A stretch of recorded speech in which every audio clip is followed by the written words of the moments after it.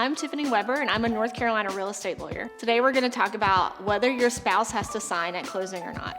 And the majority of the time the answer is yes. If you are married, your spouse is going to have to sign some documents at closing. Don't assume that just because your spouse wasn't on the deed when you bought the property, that your spouse won't have to sign when you sell it. Most agents describe it to their clients as it takes 1 to buy and 2 to sell. So unless you have some special agreement with your spouse that they don't have a marital interest in your property, they're probably going to have to sign at closing.